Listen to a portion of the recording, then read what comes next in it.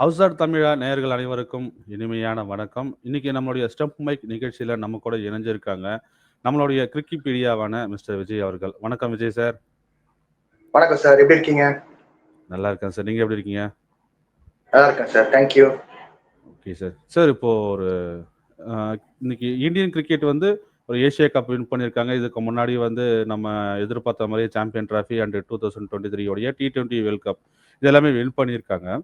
So இப்போது Indian டீமில் வந்து இப்போ ரீசெண்டாக வந்து ஆஸ்திரேலியா டூருக்கான ஸ்குவாட் அனௌன்ஸ் பண்ணாங்க. அந்த ஸ்குவாடில் பார்த்தீங்கன்னா ஒரு சர்ப்ரைசிங்கான ஒரு விஷயம், யாருமே எதிர்பாராத ஒன்று பார்த்தீங்கன்னா, சுப்மன் கில் கேப்டன், ரோஹித் சர்மா வந்து ஒரு பிளேயராக இந்த டோர்னமெண்ட்டில் வந்து கண்டினியூ பண்ணுவார் அப்படிங்கிற மாதிரி வந்து ஒரு விஷயத்தை பதிவு பண்ணியிருக்காரு தேர்வுக்குழு தலைவராக இருக்கக்கூடிய அஜித் அகர்கர். அதாவது இன்டர்நேஷனல் கிரிக்கெட் சர்க்கிளை பொறுத்த அளவுக்கு பார்த்தீங்கன்னா 8 மாசத்துல, அதாவது வேற எந்த டீமும் பண்ணாத ஒரு விஷயம், 8 மாசத்துல தொடர்ந்து ஐசிசியோடைய 2 டிராஃபிகள், அதாவது T20 world cup and champion trophy, இந்த மாதிரியான டிராஃபியை வந்து வின் பண்ணி கொடுத்த ரோஹித் சர்மா அவரோட லட்சியமே வந்து பார்த்தீங்கன்னா 2027 வேர்ல்ட் கப்பை வந்து ஒரு கேப்டனா 2023 முடியாததை இதில் முடிச்சு காட்டுவேன் அப்படிங்கிற மாதிரி தான் இருந்தாரு. ஐசிசியோடைய ஈவெண்ட்டை பொறுத்த அளவுக்கு most successful captain in international cricket அது ரோஹித் சர்மா தான். 2023 வேர்ல்ட் கப் ஃபைனலை தவிர்த்து மற்ற எந்த ஒரு மேட்ச்லையுமே வந்து ஒரு கேப்டனாக தோல்வியை தழுவாத ஒரு வீரராக திகழ்ந்துட்டு வராரு. இந்த மாற்றங்கள் வந்து ரோஹித் சர்மாவுடைய அணுகுமுறையில் ஏதாவது மாற்றத்தை கொடுக்குமா? ரோஹித் சர்மாவுடைய பாயிண்ட் ஆஃப் வியூல இது எப்படி இருக்கும்னு நினைக்கிறீங்க சார்? இது ஒரு இன்ட்ரெஸ்டிங்கான டாபிக். டிஸ்கஷன் வந்து நல்ல ஒரு சுவாரஸ்யமா போறதுக்கு கண்டிப்பா நான் எதிர்பார்க்கிறேன். ரோஹித் சர்மா நீங்க சொன்ன மாதிரி வந்து 2023 ஓடிஐ வேர்ல்ட் கப்ல கூட வந்து ஃபைனல் வரைக்கும் கொண்டு போனார் டீம் ஆஸ் அ கேப்டனா. அதே போல வந்து T20 வேர்ல்ட் கப்பும் வந்து ஜெயிச்சு கொடுத்துருக்காரு. ஒரு அருமையான காம்போ போயிருந்துச்சு ராகுல் டிராவிட் அண்ட் ரோஹித் சர்மாவோட கோச் அண்ட் கேப்டன்சி காம்பினேஷன். அதுக்கு பிறகு வந்து ஏஜ் ஃபேக்டர் நிறைய பேர் வந்து சொல்லியிருப்பாங்க. அதாவது ரோஹித் சர்மாவுக்கு வந்து வயசு அதிகமா இருக்கிறதுனால அடுத்த புது கேப்டன் தேடுறாங்க பிசிசிஐ அப்படின்ட்டு. டீம் இந்தியாவுக்கு வந்து பாத்தீங்கன்னா ஏகப்பட்ட ஆப்ஷன்ஸ் இருந்துச்சு. ரிஷப் பந்த் சொல்லியிருந்தாங்க, அதே போல வந்து சூரியகுமார் யாதவ் சொல்லியிருந்தாங்க, அதே போல வந்து எக்கச்சக்கமான பிளேயர். ஜஸ்பிரீத் பூம்ராயே வந்து கண்டெண்டர்ல இருந்தாரு. ஏன்னா வந்து அயர்லாந்து டூர்ல கூட அவர் கேப்டன்சி பண்ணியிருந்தாரு. ஒரு நல்ல கேப்டன். இப்ப நம்ம வந்து மும்பை இந்தியன்ஸ் கூட வந்து எதிர்பார்த்தோம் அவர் வந்து கேப்டன் ஆக போறாரு அப்படின்ட்டு. பட் வந்து ஹர்திக் பாண்டியா ஆக்கி விட்டாங்க. ஸோ ஈவன் ஹர்திக் பாண்டியா கூட ஒரு நல்ல கேப்டனா இருந்தார். அகமதாபாத் அந்த குஜராத் டைட்டன்ஸோட டீமுக்கு வந்து நல்லபடியா வந்து கேப்டன்சி பண்ணி கொடுத்தாரு. பட் நீங்க சுத்தி வச்சு பார்த்தா வந்து சுப்மன் கில தான் வந்து ரொம்ப ப்ரிஃபர் பண்ணி எடுத்த மாதிரி தான் இருந்துச்சு முதல்ல இருந்து. ஏஜ் ஃபேக்டர் ஒன்னு சொல்லிக்கலாம், பட் வந்து ஓவரால் சுப்மன் கில் பர்ஃபார்மன்ஸ் நல்ல ஒரு ஃபெயில் ஆனா கூட, பெரிய அளவுக்கு பர்ஃபார்மன்ஸ் பண்ணலன்னா கூட வந்து பிசிசிஐ நிறைய வாய்ப்பு கொடுத்து சுப்மன் கில் வளர்த்தி விட்ட மாதிரி தான் இருக்கு. ஏன்னா இப்ப சமீபத்துல இந்த இங்கிலாந்து டூர்ல டெஸ்ட் சீரீஸ்ல நல்லபடியா பெர்ஃபார்ம் பண்ணியிருந்தாரு. அதே போல இந்த ஏசியா கப் சாம்பியன்ஸ் ட்ரோஃபில கூட ஓரளவுக்கு டீசென்ட் தான் பெர்ஃபார்ம் பண்ணாரு. நம்ம அதுக்கு முன்னாடி எடுத்து பார்த்தோம்னா இவர் எப்படி நம்ம செலெக்ஷன் கிரைட்டீரியா வந்திருக்காரு, எப்படி எடுத்திருக்காங்க அப்படின்னு நம்மளுக்கு ஒரு சிந்தனையா வந்திருக்கும். பட் அப்படி எல்லாம் அது மீறி சுப்மன் கில் எடுத்திருக்காங்கன்னா, அதாவது பிசிசிஐ எப்படி பாக்குறாங்க நம்ம கட்டாயமா வந்து அனாலிஸ் பண்ணி ஆகணும். ரோஹித் சர்மா டீம் இந்தியாக்காக நிறைய பண்ணியிருந்தாரு. ஈவன் அவரோட பர்சனல் கிரிக்கெட்டே வந்து தியாகம் பண்ணி அவரோட பேட்டிங் கூட வந்து ஓப்பனிங் போய் பெரும்பாலும் வந்து பாத்தீங்கன்னா 2 டவுன் 3 டவுன் வந்து பெரிய அளவு ஸ்கோர் பண்ணக்கூடிய பிளேயர். பட் ஓப்பனிங் போயிட்டு ஓப்பனிங்லயே வந்து பாத்தீங்கன்னா குவிக்கா ஆடி ஸ்ட்ரைக் ரேட்காக டீம் இந்தியாவோட ஒரு ஸ்டார்டிங் ரிதம் பில்ட் பண்றதுக்காக வந்து நிறைய பண்ணியிருந்தாரு. பட் வந்து ஒத்துக்க வேண்டிய ஃபேக்டர் என்னன்னா ஏஜ் ஃபேக்டர். ரோஹித் சர்மா கண்டிப்பா வந்து அவருக்கு பிறகு யாரு அப்படின்னு ஒரு கேள்வி இருக்கும்போது பர்டிகுலரா அவர் விளையாடும் போதே வந்து ஒரு புது கேப்டன் உருவாக்குனா பெட்டரா இருக்கும் ஒரு யோசனை இருக்கதான் செய்யும். பட் சுப்மன் கில் வந்து ஒரு கேப்டனா ஓடிஐலயும் சரி டெஸ்ட் மேட்ச்லயும் சரி, அதே போல வந்து T20 சூரியகுமார் யாதவ் பார்த்துட்டு இருக்காரு. ஈவன் அவருக்கும் வந்து ஒரு 35+ ஏஜ் இருக்கிறதுனால இப்ப அடுத்த கேப்டன் யாருன்னு தேட ஆரம்பிப்பாங்க. ஸோ அது ஒரு சுப்மன் கில்க்கு ஒரு ப்ரெஷரா இருக்கிறதுக்கு ஒரு வாய்ப்பு இருக்கலாம். மறுபடியும் வந்து T20 கூட அவரை கேப்டன் ஆக்கினாங்கன்னா, ஆக்க மாட்டாங்கன்னு நினைச்சுக்கோங்களேன். பட் ஆக்குனாங்கன்னா வந்து பெரிய ஒரு ப்ரெஷரா இருக்கும். ஏன்னா வந்து அவர் பேட்டிங்கும் ஆனா டாப் ஆர்டர்ல அவர் தான் வந்து மெயின் பேட்டரா இருக்காரு இப்ப. ஏன்னா யாஷஸ்வி ஜெய்ஸ்வால் வந்தாரு. ஸ்டார்டிங்ல T20 கிரிக்கெட்டுக்கு ஒரு செட்டான பிளேயர் மாதிரி இருந்தாரு. அதுக்கப்புறமா இன்னைக்கு அபிஷேக் சர்மா வந்த பிறகு பாத்தீங்கன்னா யாஷஸ்வி ஜெய்ஸ்வாலுக்கு வந்து அவரோட T20 ஃபார்மேட்டுக்கு வந்து அவர் போராடி வர மாதிரி தான் இருக்கு, டைரக்ட் என்ட்ரி கிடையாது. இன்னைக்கு டெஸ்ட் மேட்ச் ஆடுற வெஸ்ட் இண்டீஸ் கூடனா கண்டிப்பா வந்து அதுக்கு அவர் பில்ட் பண்ண ஒரு பெரிய கிரிக்கெட்ல ஒரு கிங்டம் சொல்லிக்கலாம். பட் வந்து அதுவே வந்து கன்சிஸ்டன்சி இல்லாம தானே இன்னைக்கு T20ல அவர் இல்லாம தான் இருக்காரு. ஸோ அபிஷேக் சர்மா வந்து நிறைய யங்ஸ்டர்ஸ் நம்ம ஐபிஎல்ல பார்த்துட்டு இருக்கோம், வந்துனே இருக்காங்க. பிரியான்ஷா, பிரியான்ஷ் ஆர்ஷ், பிரியான்ஷ் ஆர்யா, இந்த மாதிரி பிளேயர்ஸ் நிறைய பேர் வராங்க. ஸோ அந்த மாதிரி பிளேயர்ஸ் இருக்கும்போது கண்டிப்பா சுப்மன் கில்க்கு ஒரு ப்ரெஷர் இருக்கதான் செய்யும். ஆஸ் அ கேப்டனா வந்து அவர் பர்ஃபார்ம் பண்ணும், அதே போல டீமுக்கும் வந்து வெற்றி எடுத்து கொடுக்கும். ஸோ ரோஹித் சர்மா இப்போதைக்கு ஒரு கேப்டன்சிக்கு இருந்துகிட்டு கொஞ்சம் சுப்மன் கில் செட்டில் ஆகிற வரைக்கும் வந்து கொஞ்சம் ஒரு சப்போர்ட் பண்ணா பெட்டரா இருக்கும். பட் பிசிசிஐ பாயிண்ட் ஆஃப் வியூல பார்க்கும்போது விராட் கோலி அண்ட் ரோஹித் சர்மா போறதுக்குள்ளேயே வந்து புது கேப்டனை உட்கார வச்சு அவங்க பழைய கேப்டன்ஸ் என்னென்ன பண்ணாங்களோ அந்த ஒரு லெகசியை வந்து பாஸ் பண்ணணும் தான் பாக்குறாங்க. நிச்சயமா சார். அஜித் அகர்கரோட ஸ்டேட்மெண்ட்ல நம்ம பார்த்தோம்னா 3 ஃபார்மேட்டுக்கும் வந்து ஒவ்வொரு ஃபார்மேட்டுக்கும் ஒவ்வொரு கேப்டன் அப்படிங்கிறது எங்களுக்கு வந்து அவர் சாத்தியம் இல்லாத விஷயம், அது தேவையில்லை அப்படின்னு நினைக்கிறேன் அப்படின்னு சொல்லியிருப்பாரு. ஸோ இப்போ சூரியகுமார் யாதவோட பர்ஃபார்மன்ஸ் ரீசெண்டாக நடந்த ஏஷியா கப்பில் நீங்கள் பார்த்தீங்கன்னா ஒரு சொல்லக்கூடிய அளவுக்கு பெரிய அளவு பர்ஃபார்மன்ஸ் நம்ம அவர்கிட்ட இருந்து எதிர்பார்க்க முடியல. பாகிஸ்தானுக்கு அகேன்ஸ்டாக நடந்த அந்த லீக் மேட்சை தவிர்த்து மற்ற எல்லா மேட்ச்லையுமே வந்து ஒரு சிங்கிள் டிஜிட் தான் அவுட் ஆகி போயிருக்காரு. இப்போ சூரியகுமார் யாதவுக்கும் அவருக்கு அந்த கேப்டன்சி அப்படிங்கிறது அந்த மாறக்கூடிய வாய்ப்புகள் இருக்குமா? என்ன கேட்டீங்கன்னா சூரியகுமார் யாதவ் ஒரு பிரில்லியன்ட் கேப்டன். ஈவன் சஞ்சு சாம்சனே நிறைய பேட்டியில சொல்லியிருப்பாரு. அதாவது வந்து சஞ்சு சாம்சனுக்கு வந்து 11ல வாய்ப்பு கிடைக்கிறதுக்கே வந்து கஷ்டமா இருந்துச்சு போன வருஷம்லாம் நீங்க பார்க்கும்போது. அப்படி இருக்கும்போது இந்த பர்டிகுலர் பங்களாதேஷ் கூட அந்த ஒரு ஓடிஐ சீரிஸ் T20 சீரிஸ் நடக்கும்போது போன வருஷம் இதே டைம்ல தான் சூரியகுமார் யாதவ் தான் சஞ்சு சாம்சனை கூப்பிட்டு வச்சு உங்களுக்கு நான் ஒரு வாய்ப்பை தரேன். அதாவது சுத்தமா கண்டெண்டர் லிஸ்ட்ல கிடையாது சஞ்சு சாம்சன் அன்னைக்கு. அப்படி இருக்கும்போது அவர் கூப்பிட்டு, ஏன்னா வந்து அந்த திறமையை தெரியும், சூரியகுமார் யாதவ் நல்லா அனலைஸ் பண்ணியிருந்தார். கூப்பிட்டு ஓப்பனிங் ஸ்லாட் போறீங்களான்னு கேட்டா சஞ்சு சாம்சன் ஓகே, ஏன்னா வந்து கண்டிப்பா டீம் இந்தியா ஆடுறதுக்கு யாருக்கும் வந்து விருப்பம் இல்லாம இருக்கும். அதனால சஞ்சு சாம்சன் இந்த வாய்ப்பை எடுத்துக்கிட்டு செஞ்சுரி எல்லாம் அடிச்சிருந்தாரு. சூரியகுமார் யாதவ் அது மட்டும் கிடையாதுங்க, ஈவன் திலக் வர்மாக்கும் நிறைய கான்பிடன்ஸ் பூஸ்ட் பண்ணியிருந்தாரு. இப்ப நம்ம சொல்லிட்டு இருக்கோம் ஏசியா கப் ஜெயிச்சிருக்கோம்ட்டு, பட் அந்த ஏசியா கப் ஜெயிச்சதுக்கே காரணம் ஃபைனல்ல பர்டிகுலர் நம்ம பார்க்கும்போது பேட்டிங் கொலாப்ஸ் ஆனப்ப திலக் வர்மா தான் வந்து ஸ்டாண்ட் பண்ணி பர்ஃபார்ம் பண்ணாரு. அதுக்கெல்லாம் காரணம் வந்து சூரியகுமார் யாதவ் கொடுத்த கான்பிடன்ஸ் தான். அதே போல நிறைய யங்ஸ்டர்ஸ்க்குலாம் வந்து அவர் சொல்ற யங்ஸ்டர்ஸ் சொல்ற அட்வைசஸ் கூட கேட்டு அதை கூட அவர் கன்சிடர் பண்ற ஒரு ஆள். பெரும்பாலும் நம்ம பார்க்கும்போது கேப்டன் ஒரு கொஞ்சம் ஆட்டிடியூட் இருந்துகிட்டு ஜூனியர் சொல்லும் போது நீ என்ன சொல்றது நான் என்ன கேட்கறது அந்த ஒரு ஆட்டிடியூட் கூட இருக்கும் சில பேருங்களுக்கு. பட் இவருக்கு அதெல்லாம் கிடையாம அவர் வந்து ரொம்ப பிளெக்சிபிளா இருக்காரு. ஸோ இந்த மாதிரி ஒரு கேப்டன் கண்டிப்பா டீம் இந்தியாவுக்கு தேவை. நான் சொன்ன மாதிரி வந்து ஏஜ் ஃபேக்டர் தான் வந்து சூரியகுமார் யாதவ் ஒரு பெரிய பிரச்சனையா இருக்கும். அதர்வைஸ் வந்து பாத்தீங்கன்னா அவரோட பர்ஃபார்மன்ஸ் லாஸ்ட் ஒரு ஃபியூ மந்த்ஸ் நீங்க எடுத்து பாத்தீங்கன்னா பெரிய அளவுக்கு இல்லை. பட் வந்து பர்டிகுலரா இந்த ஏசியா கப்ல வந்து உங்களுக்கு தெரிஞ்ச விஷயம் தான், ப்ரெஷர் அதிகமா இருந்துச்சு இந்தியா.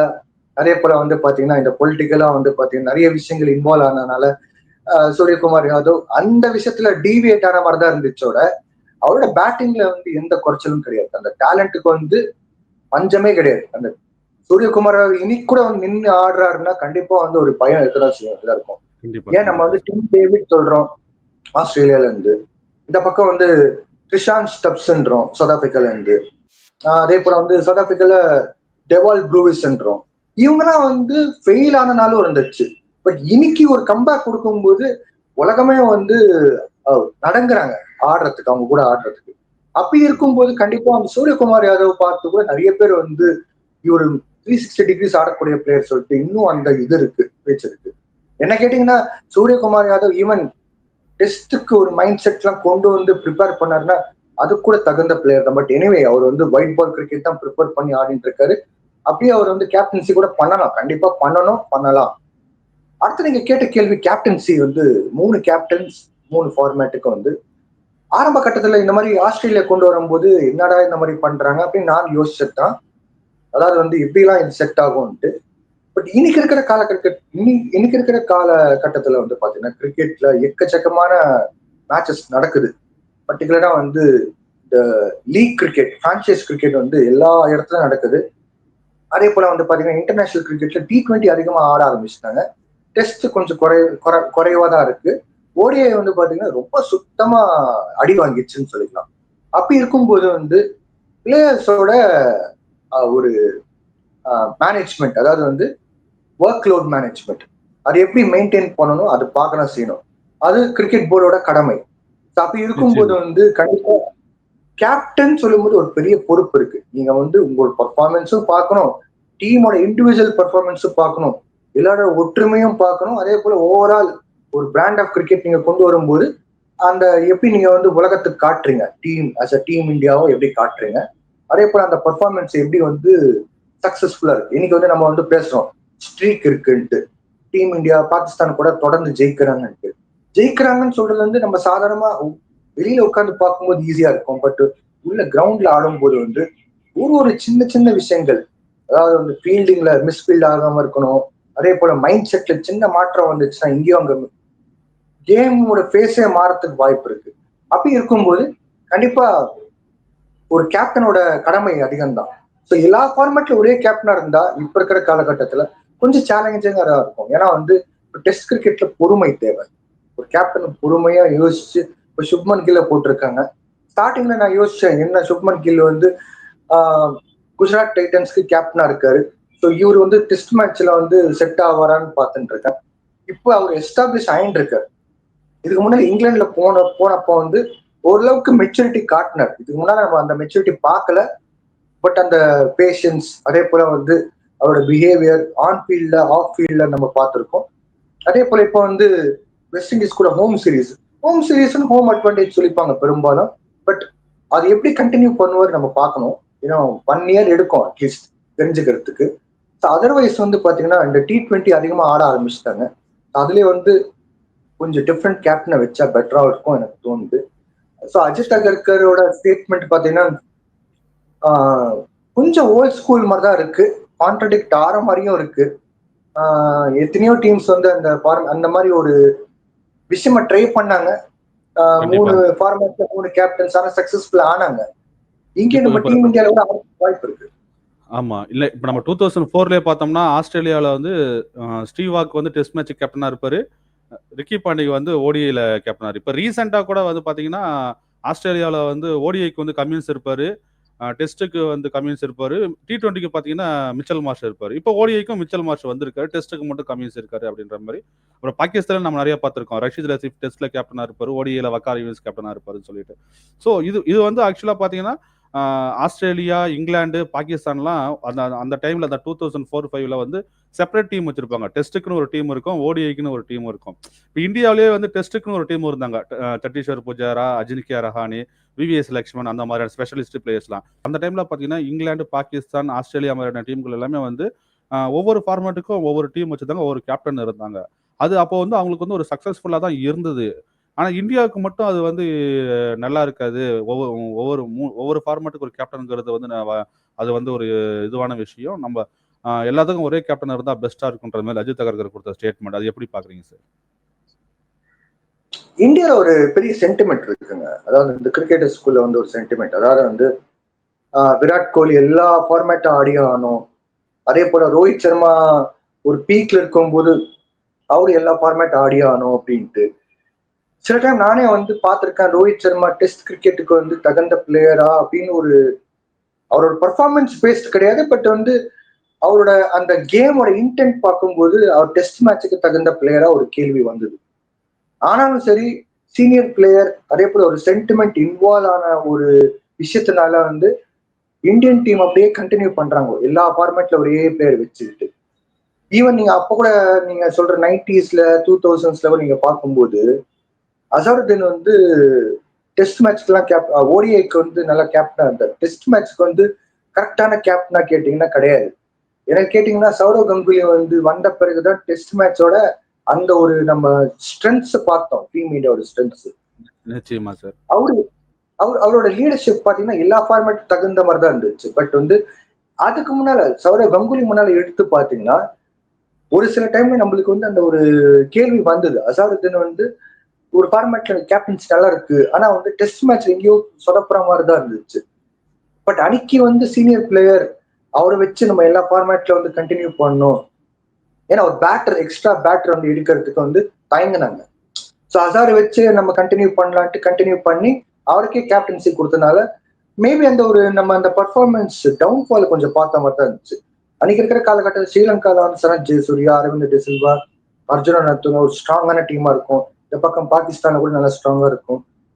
அந்த அதாவது அந்த டீம்ஸை வந்து போராடி ஜெயிக்கிற அளவுக்கு நம்ம பார்க்கும்போதெல்லாம் வந்து அசாரோட கேப்டன்சி வந்து சுமாரா தான் இருந்துச்சு.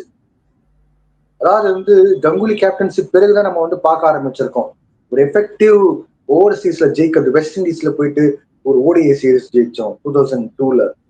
அதே போல பாகிஸ்தான்ல நம்ம போகும்போது கூட ஒரு பயங்கரமான ஒரு வெற்றி டெஸ்ட் அண்ட் ஓடிஐ சீரிஸ்ல. இதுக்கு முன்னாடி நம்ம அசாரோட கேப்டன்சில, அதாவது அசார் கேப்டன்சி தெரியாதுன்னு சொல்ல வரல, கேப்டன் சொல்றது வந்து பாத்தீங்கன்னா எல்லாரையும் மேனேஜ் பண்ணணும். வெறும் உங்க பர்ஃபார்மன்ஸ் மட்டுமே கிடையாது, அதனால உங்க பர்ஃபார்மன்ஸ் அடி வாங்கிறதுக்கு வாய்ப்பு இருக்கு. இந்த சென்டிமெண்ட்னாலே நம்மளுக்கு அதே ஒரு போயினே இருக்கிற மாதிரி தான், அந்த ஃப்ளோ போயினே இருக்கிற மாதிரி தான் தோணுது. ஈவன் எம்எஸ்டி கூட வந்து எல்லா ஃபார்மேட்ல கண்டினியூ பண்ணாங்க கேப்டன். விராட் கோலி நல்ல கேப்டனா, ஈவன் நம்ம இப்ப இன்னைக்கு ஸ்டாட்ஸ் எடுத்து பார்த்தா கூட விராட் கோலியோட ஸ்டாட்ஸ் வந்து வின்னிங் பெர்சன்டேஜ் அதிகம் தான். அப்படி பார்க்கும்போது விராட் கோலிக்கு ஒரு ஃபார்மேட்ல கேப்டன்சி கொடுத்து எம்எஸ்டிக்கு இன்னொரு ஃபார்மேட்ல கொடுத்து அந்த மாதிரி பண்ணியிருந்தா கூட இந்நேரத்துக்கு வந்து ஒரு ஃபார்மேட்ல நம்ம அன்னைக்கு வந்து தோல்வி சந்திச்சாலும் அடுத்த ஃபார்மேட்ல நம்ம கொஞ்சம் ஸ்ட்ராங்கா இருந்திருக்கலாம். இப்படி எப்படின்னா இப்ப ஒரு ஃபார்மேட்ல தோத்து போயிட்டாங்கன்னு வச்சுக்கோங்க ஒரு சீரீஸ் ஃபாரின்ல, அதுக்கு பிறகு ஓடி ஆடும்போது அதே கேப்டன் வரும்போது அந்த மைண்ட் செட் அப்படியே கொண்டு வருவாங்க.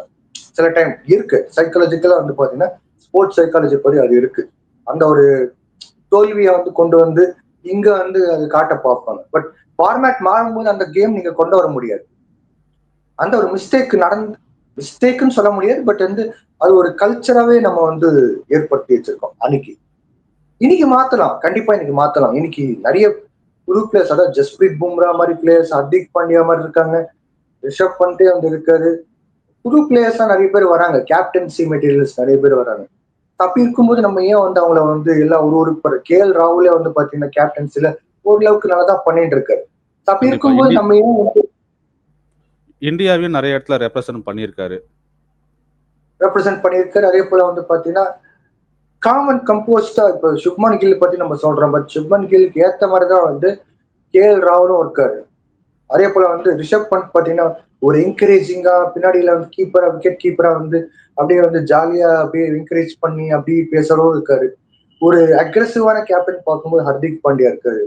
ஜஸ்பிரீத் பும்ரா பாத்தீங்கன்னா ஒரு எம்பத்தி கேப்டனா இருக்காரு. ஸோ எல்லா ஃபார்மேட்ல வந்து என்ன மாதிரி ஒரு லீடர்ஷிப் தேவை நம்மளுக்கு அந்த மாதிரி இருக்கு. அதை நம்ம பயன்படுத்திக்கிட்டா கண்டிப்பா வந்து இன்ஜுரிஸ் அவாய்ட் பண்ணலாம், ஒர்க் லோட் மேனேஜ்மெண்ட் நல்லபடியா வந்து கொண்டு வரலாம், எல்லா பிளேயர்ஸ் வந்து பயன்படுத்துற மாதிரி இருக்கும். அன்னைக்கு நம்ம 90s அண்ட் 2000ஸ்ல பல பிளேயர்ஸ் வந்து டீம்ல பயன்படுத்திக்காம மிஸ் பண்ண மாதிரி தான் இருந்துச்சு பல பேர். இப்ப வந்து நீங்க வந்து வினோத் காம்ப்ளி வந்து வேஸ்ட் பண்ணிட்டாங்க அப்படின்றாங்க. வினோத் காம்ப்ளிக்கு வந்து கெட்ட பழக்கம் இருக்கனால வந்து okay, but overall talent wise பார்க்கும்போது டேலண்ட் இருக்கதான் செய்யுது. சரண்தீப் சிங், அபித் நபி, அப்புறம் வந்து எஸ் பால், அந்த மாதிரி நிறைய பிளேயர்ஸ் இருக்காங்க. ஸோ அப்படி தீப் தாஸ் குப்தா கூட நல்லா கீப்பிங் பண்ணி பேட்டிங்லாம் பண்ணி செஞ்சுரிலாம் அடிச்சார். சில டைம் எனக்கே வந்து ஒரு கேள்வியா இருக்கும், அஜய் ராத்ரா, தீப் தாஸ் குப்தா, அப்புறம் பார்த்து பட்டேல் இவங்கலாம் வந்து ஒரே காலத்துல, தினேஷ் கார்த்திக்லாம் ஒரே காலத்துல வந்த விக்கெட் கீப்பர்ஸ். பட் அவங்க சரியா யூஸ் பண்ணிக்கலையா எனக்கு இப்ப தோணுது. இப்ப 3 ஃபார்மேட்ஸ் பத்தி நம்ம பேசிட்டு இருக்கோம். அன்னைக்கு 2 ஃபார்மேட்டுக்கு வந்து 2 கீப்பர் வச்சு அதுக்கேத்த மாதிரி பயன்படுத்தி இருந்தாங்கன்னா நல்லா இருந்திருக்கும். அந்த டைம்ல பாத்தீங்கன்னா தாஸ் குப்தாவை வந்து டெஸ்ட் டீமுக்கும் அஜய் ராத்ராவை ஓடிஐ டீம்ல வச்சிருந்தாங்க. ஸோ இந்த 2002ல வந்து நம்ம வெஸ்ட் இண்டீஸ் போவோம் இல்லைங்களா, அப்போ ஒரு இன்ஜுரியில தான் தாஸ் குப்தாவுக்கு பதிலாக அஜய் ராத்ராவை வந்து டெஸ்ட்ல எடுப்பாங்க. டெஸ்ட்ல வந்து ஓவர்சீஸ்ல போய் செஞ்சுரி அடிச்சா ஃபர்ஸ்ட் இந்தியன் பிளேயர் அப்படிங்கிற ரெக்கார்டை அவர் கிரியேட் பண்ணிருப்பாரு. உங்களுக்கு ஞாபகம் இருக்குன்னு நினைக்கிறேன் அது. ஆமா, ஆன்டிகா டெஸ்ட் நினைக்கிறேன். கண்டிப்பா. ஸோ அப்படி இருக்கும்போது தரமா இருக்கு, ஓகே தான். பட் பிளேயர்ஸ் நிறைய பேர் பயன்படுத்திக்கிறது எப்படி? இப்ப அன்னைக்கு முகமது கைஃபர் நம்ம பார்த்தோம், யுவராஜ் சிங்கோட ஒரு ஆரம்ப கட்டத்துல வந்து அவர் ஓடிஐ பிளேயரை தான் வந்து வச்சிருந்தாங்க. சுரேஷ் ரெய்னா கூட முதல்ல அவர் வந்து ஓடிஐ பிளேயர் தான் வச்சிருந்தாங்க. அப்படி இருக்கும்போது நீங்க வந்து ஒரே செட் ஆஃப் பிளேயர்ஸ், ஒரே கேப்டனை வந்து நீங்க கண்டினியூ பண்ணினே போனீங்கன்னா இந்த மாதிரி பிளேயர்ஸ் நீங்க பார்த்துருக்க மாட்டீங்க. இப்பயும் வந்து பாத்தீங்கன்னா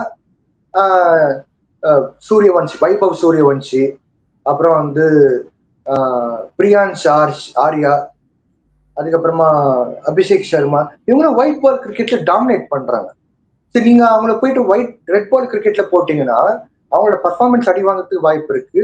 அதே போல அவங்க இப்ப இருக்கிற ஜென்ரேஷன் வந்து பாத்தீங்கன்னா எல்லா பால் அடிக்கணும். அதாவது இப்ப டைம்ஸ் ஐபிஎல் வந்த பிறகு நீங்க வந்து பால் அடிக்கணும், ஸ்ட்ரைக் ரேட் கொண்டு போகணும், சிங்கிள்ஸ் வந்து ரொட்டேட் பண்ணணும். அதே போல வந்து கேமோட பேஸ் இன்ச் பை இன்ச்சா வந்து எப்படி கொண்டு போகணும் தான் பாக்குறாங்க. பட் டெஸ்ட் மேட்ச் அப்படி கிடையாது. நீங்க பொறுமையா இருந்துகிட்டு ஆஸ்திரேலியா வந்து அவங்களோட ஃபைனல் ஃபிரான்டியர் வந்து இந்த 2001 சீரீஸ் நடந்த காரணமே வந்து பாத்தீங்கன்னா அவங்களுக்கு வந்து டெஸ்ட் மேட்ச் வந்து டிரா பண்ண தெரியாம தான். டெஸ்ட் மேட்ச் ஆடும்போது சில டைம் டவுன்ஃபால் இருக்கதான் செய்யும். எப்பவுமே உங்க கிராஃப் போட்டா வந்து ஒரே ஸ்ட்ரீட்டா நீங்க ஜெயிச்சுக்கிட்டே போக முடியாது. சில டைம் நல்லா பர்ஃபார்ம் பண்ணுவீங்க, சில டைம் சுமாரா இருக்கும், சில டைம் கீழே விழுறதுக்கும் வாய்ப்பு இருக்கு. கீழே விழுறப்போ வந்து பாத்தீங்கன்னா தோல்வி சந்திக்கிற பதிலா டெஸ்ட் மேட்ச்ல ஒரு அருமை என்னன்னா டிராவை பார்க்கலாம். டிராவை வந்து கொண்டு போனா கூட வந்து நீயும் கிடையாது நானும் கிடையாது ஜெயிக்கிறது அப்படின்னு சொல்லிட்டு நம்ம பாக்குற மாதிரி இருக்கும். ஆஸ்திரேலியா அன்னைக்கு இருக்கிற காலகட்டத்துல டிரா பண்றதுக்கு ஆள் இல்லாம தான் வந்து அவங்க தோல்வியை சந்திச்சிருக்காங்க. ஸோ டெஸ்ட் மேட்ச்ல வந்து நம்ம இந்தியாவில வந்து அனும விஹாரி, விவிஎஸ் லக்ஷ்மன், சத்தேஸ்வர் பூஜாரா, அஜிங்கிய ராணி வந்து சத்தேஸ்வர் பூஜாரா சொல்லிக்க வேண்டிய அவசியமே இல்லை. அவர்லாம் லெஜெண்ட் மாதிரி டெஸ்ட் மேட்ச்ல 300 பால் 400 பால்லாம் கூட ஆடி அவர் வந்து பொறுமையா ஆடிக்கிட்டு ஆப்போசிஷனோட போரிங் அட்டாக்க கூட வந்து அவங்களோட பேஷன்ஸை டெஸ்ட் பண்ணி அவங்களே வந்து நொந்து போற அளவுக்கு தான் வந்து போனாங்க. ஸோ அந்த மாதிரி ஒரு கேப்பபிள் பிளேயர்ஸ் தேவை. அந்த கேப்பபிள் பிளேயர்ஸ் மேனேஜ் பண்றதுக்கு அதுக்கு தகுந்த ஒரு கேப்டன் தேவை. நீங்க ஒரே கேப்டன் எல்லாத்துக்கும் போட்டீங்கன்னா அந்த ஒரு மைண்ட் செட் மேட்ச் ஆகிறதுக்கு வாய்ப்பு கம்மி. இப்ப மேபி வந்து சுப்மன் கில்லை வச்சு நீங்க வந்து அவரை நீங்க ப்ரமோட் பண்றீங்க, கிளியராகவே தெரியுது. பட் அது சில நாள் ஓடும்.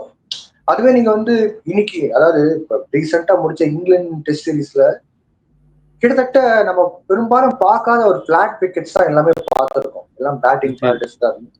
நிச்சயமா. ஆனா அதுவே நீங்க ஒரு 10 வருஷம் 20 வருஷம் முன்னால பாத்தீங்கன்னா அதே மாதிரி பிச்சஸ்லயே வந்து பாத்தீங்கன்னா பயங்கர ஸ்விங் இருக்கும். மேத்யூ ஓகார்டெல்லாம் வந்து பூந்து விளையாடுவாரு அந்த ஸ்விங்ல. லக்கியா அது இல்லாமனால வந்து டீம் இந்தியாவோட அந்த வீக்னஸ் பெரிய அளவுக்கு எக்ஸ்போஸ் ஆகல.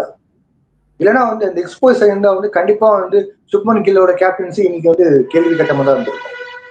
ஸோ கேப்டன்ஸ் வந்து ஃபார்மேட் தகுந்ததான் எடுக்கணும். அஜித் அகர்கரோட ஸ்டேட்மெண்ட் வந்து இப்பயும் எனக்கு யோசிக்க வைக்குது. நிச்சயமா சார்.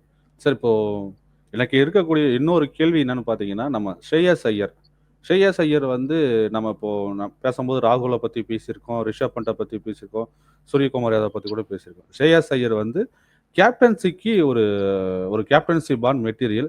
ஸ்ரேயஸ் ஐயருக்கு ஒரு லக்கு ஒன்று இருக்கு. அதாவது வந்து டெல்லி கேபிட்டல்ஸ் டீம் இப்போ டெல்லி கேபிட்டல்ஸா இருக்கு. அப்போ டெல்லி டேர்டெவில்ஸா இருக்கும்போது நம்ம இன்னைக்கு கோச்சா இருக்கக்கூடிய கௌதம் காம்பீர் தான் அந்த டீமுக்கு கேப்டனா இருந்து தன்னைத்தானே ஸ்டெப் டவுன் பண்ணிக்குவாரு. அப்போ வந்து கேப்டன்ஷிப்பை எடுத்த ஸ்ரேயஸ் ஐயர் வந்து டீமை வந்து பிளே ஆஃப் கொண்டு போயிருப்பார். அடுத்த வருஷம் ஃபைனல் கொண்டு போயிருப்பாரு. ஸோ அது மட்டும் இல்லாமல் பாயிண்ட்ஸ் டேபிளில் எப்பயும் கடைசி இருக்கக்கூடிய கிங்ஸ் 11 பஞ்சாப் வந்து லாஸ்ட் இயர் வந்து ஆர்சிபி கூட ஃபைனலில் தோத்துருப்பாங்க. அதுவும் வந்து ஸ்ரேயஸ் ஐயரோட கேப்டன்சி. இந்த பெட்வீனில் வந்து பட்டிதாரும் ஸ்ரேயஸ் ஐயரும் சையத் முஸ்தாக் அலியில் ஆடும்போது ஸ்ரேயஸ் ஐயர் கேப்டன்சில் தான் வின் பண்ணியிருப்பாங்க. இது மாதிரி நிறைய டிராஃபிஸ் வந்து ஸ்ரேயஸ் ஐயர் வந்து ஒரு கேப்டனாக வின் பண்ணி கொடுத்துட்டு போயிருக்காரு. ஸ்ரேயஸ் ஐயரை பொறுத்த அளவுக்கு ஒரு கேப்பபிளான ஒரு ஓடிஐ பிளேயர். அந்த மாதிரி பிளேயர் கிட்ட வந்து ஒரு கேப்டன்சி கொடுக்கறது வந்து நல்லா இருக்குன்னு நினைக்கிறீங்களா? சுப்மன் கில் தாண்டி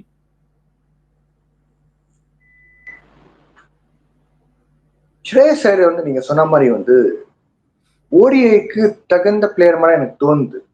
இன்ஃபேக்ட் அவரோட பேட்டிங் ஸ்டைல்லாம் T20ல சக்சஸ்ஃபுல் ஆகலான்னு சொல்லலை. பட் வந்து ஓடிஐ அந்த 50 ஓவர்ஸ் ஃபார்மேட்டுக்கு வந்து அன்னைக்கு நம்ம ஆஸ்திரேலியா டீம்ல பார்க்கும்போது Andrew Symonds, Damien Martyn, Darren Lehmann, Michael Bevan தான் வந்து ஓரளவுக்கு இன்னிங்ஸ் பில்ட் பண்ணுவாங்க.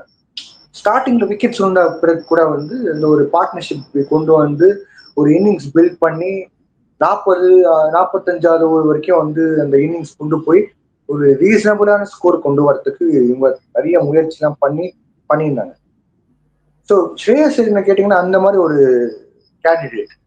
எப்படின்னா வந்து இப்ப டவுன்ஃபால் அதாவது வந்து ஸ்டார்டிங் டாப் ஆர்டர்லாம் வந்து கொலாப்ஸ் ஆயிடுச்சுன்னா அதுக்கு பிறகு வந்து ஸ்ரேயஸ் ஐயர் வந்து ஒரு இன்னிங்ஸ் பில்ட் பண்ணி நம்ம எத்தனையோ முறை பார்த்திருக்கோம். ஏன் இந்த வருஷம் நம்ம ஆரம்பத்திலேயே வந்து ஹோம் சீரிஸ்ல நம்ம பார்த்திருப்போம். அதுக்கு பிறகு வந்து நிறைய டோர்னமெண்ட்ஸ் கூட நம்ம பார்த்திருப்போம். அந்த அளவுக்கு ஒரு கெப்பாசிட்டி இருக்கக்கூடிய பிளேயர் அஸ் அ பிளேயரா பார்க்கும்போது. கேப்டன்சி நீங்க சொன்ன மாதிரி வந்து ஒரு மிக்ஸ்டு காம்போவா நம்ம பார்த்துட்டு இருக்கோம். பர்டிகுலரா வந்து ஓல்ட் ஸ்கூலா வந்து பாத்தீங்கன்னா அவர் வந்து பேட்டிங் ஆடிக்கிட்டு அப்படியே வந்து அந்த ஒரு கேப்டன்சி ஸ்வாகோட அப்படியே ஒரு மாதிரியா இருப்பாரு. அதே போல புது புது ஜெனரேஷன் கூட நம்ம கம்பேர் பண்ணும்போது பாத்தீங்கன்னா எல்லா புது பிளேயர்ஸ் கூட நல்லா மிக்ஸ்அப் ஆகிட்டு அதே போல வந்து ஒரு கான்பிடன்ஸ் எல்லாம் வந்து கொண்டு வந்து இப்ப நம்ம வந்து சொன்னோம் பார்த்தீங்க ஜஸ்பிரீத் பும்ரா, ஹர்திக் பாண்டியா எப்படி அந்த தோல்ல கை போட்டு பேசி பண்றாங்களோ அந்த அளவுக்கு கூட அவர் பண்ணிட்டு இருக்காரு. ஸோ என்ன கேட்டீங்கன்னா ஸ்ரேயஸ் ஐயரோட கேப்டன்சி நம்ம வந்து சரியா யூஸ் பண்ணிக்கலன்னு தோணுது. ஈவன் ஜஸ்பிரீத் பும்ராவோட கேப்டன்சியே ஜஸ்பிரீத் பும்ரே வருத்தப்பட்டனாலும் வந்துச்சு கேப்டன்சி அவர் கண்டிப்பா. கொடுக்கலன்னு. சூரியகுமார் யாதவுக்கே வந்து இப்பதான் வந்து கொடுக்க ஆரம்பிச்சிருக்காங்க. கடைசி ஒரு வருஷத்துல வரைக்கும் வந்து T20 ஃபார்மேட்ல அந்த மாதிரிலாம் கொடுத்து ஏதோ பண்ணிட்டு இருக்காங்க. பட் ஓவரால் பார்க்கும்போது அந்த ஒரு பர்டிகுலரா ஒரு கேப்டன்சி மெட்டீரியல் யாரு, அவங்க என்ன பண்ண முடியும் அப்படின்னு ஒரு அனாலிசிஸ் பண்ணியிருந்தாங்கன்னா கண்டிப்பா வந்து ஸ்ரேயஸ் ஐயர் அந்த ஒரு கண்டென்ட்ல இருப்பாரு ஓடிஐக்கு. அதே போல வந்து நீங்க சொன்ன மாதிரி ரஜத் பட்டிதார் வந்து நல்ல ஒரு கிளாஸியான ஒரு கேப்டன்சி மெட்டீரியல் ஆகிறதுக்கு வாய்ப்பு இருக்கு. அவரோட பர்ஃபார்மன்ஸ் நம்ம ஒரு வருஷம் 2 வருஷம்னால வந்து ஐபிஎல் டைம்லயும் அதுக்கு முன்னால டைம்ல நம்ம கொஞ்சம் நீங்க ஞாபகம் வந்துச்சுன்னா உங்களுக்கு ஓரளவுக்கு சுமாரா இருக்கிற மாதிரி தான் இருந்துச்சு. பட் அந்த ஒரு சின்ன ஃபேஸ் தான் அவருக்கு எடுத்துச்சு. அதுக்கப்புறம் வந்து அவர் பர்ஃபார்ம் பண்ண ஆரம்பிச்சாரு. பர்டிகுலரா அந்த ஆர்சிபி மேட்ச்ல கூட நீங்க பாத்தீங்கன்னா வில் ஜாக்ஸ் கூட எல்லாம் வந்து போய் ஒரு எல்லாமே காம்போ தான். கிரிக்கெட்ல வந்து சில டைம் காம்போவோட ஒரு அருமை தான் வந்து நம்மளோட பர்ஃபார்மன்ஸ் கொண்டு போகும். அந்த காம்போ செட் ஆயிடுச்சு பிறகு வந்து அந்த போன வருஷம் ஐபிஎல் இருந்து இந்த வருஷம் ஐபிஎல்ல கூட அவரோட கான்பிடன்ஸ் லெவலே மாறி அவருக்கு கேப்டன்சி வரை கிடைச்சு ட்ரோஃபி முதல் முறையா ஆர்சிபிக்கு வந்து ஜெயிச்சு கொடுத்துருக்காரு.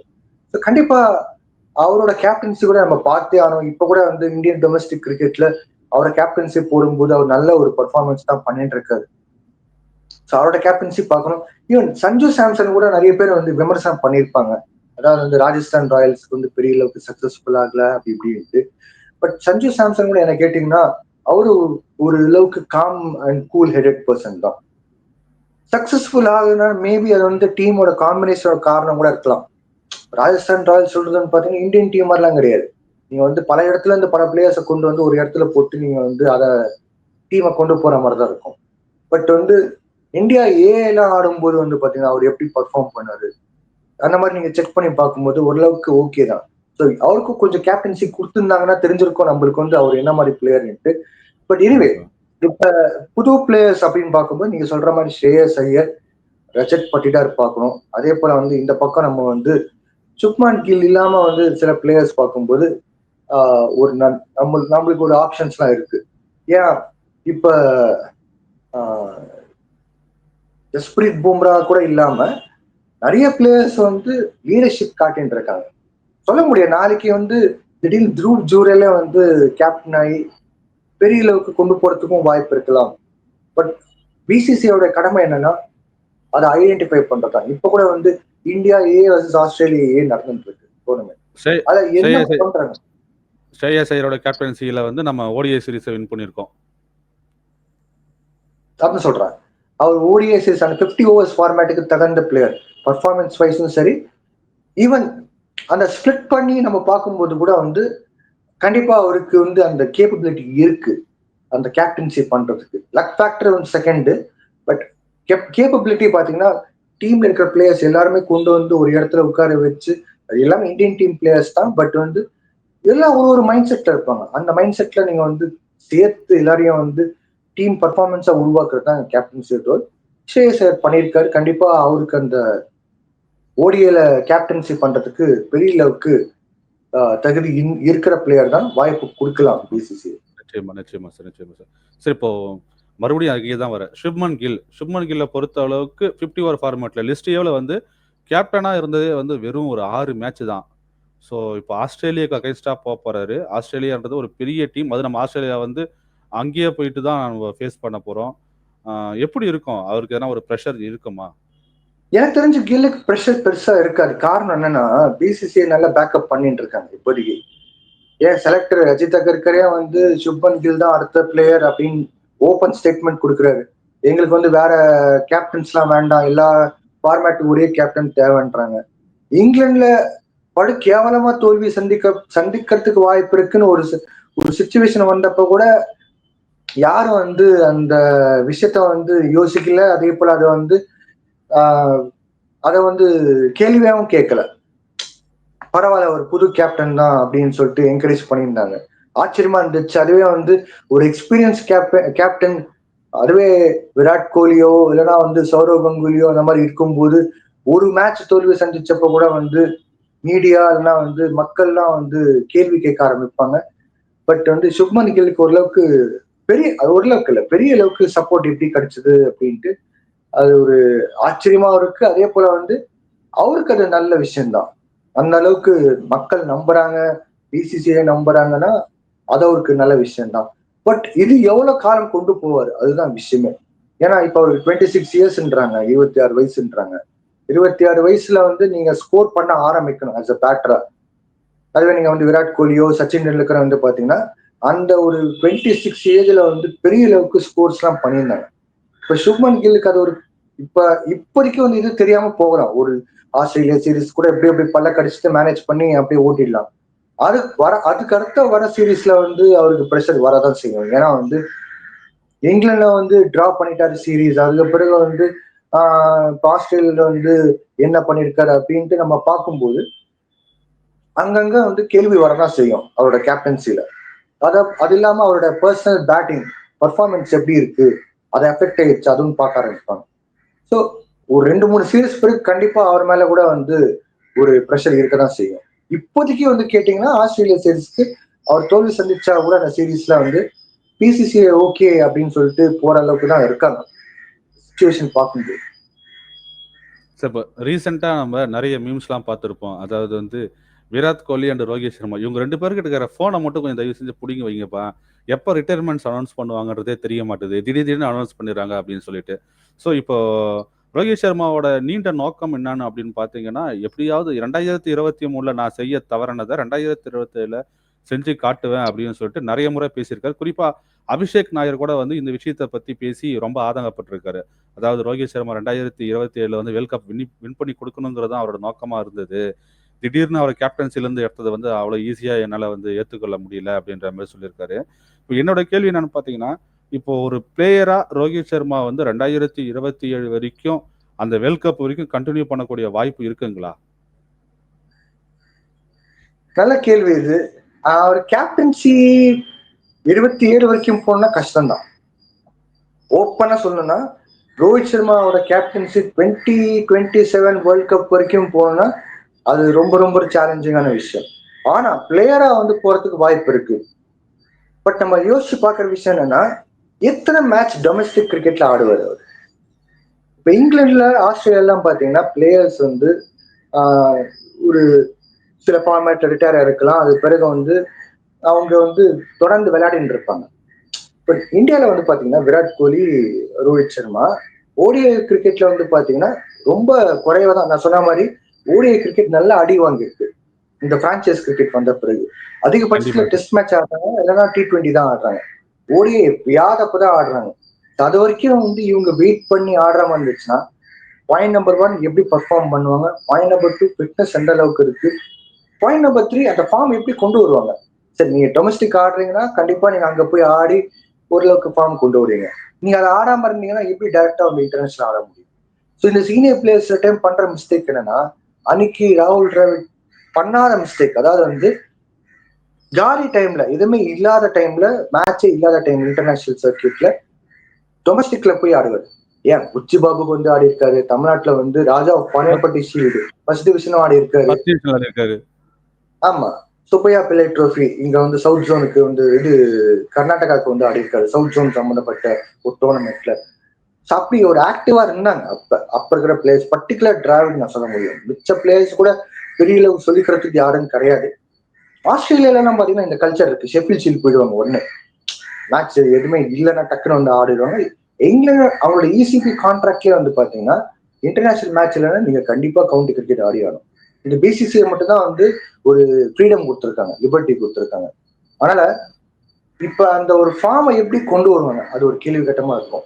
இப்ப இந்த ஆஸ்திரேலியா சீரீஸ்ல பெரிய லக்கு பெர்ஃபார்மன்ஸ் கிடையாது. அதுக்கு பிறகு வந்து ஒரு டோர்னமெண்ட், ஓடிஐ டோர்னமெண்ட் வரும், ஒரு 2-3 மாசம் பிறகு வரும்.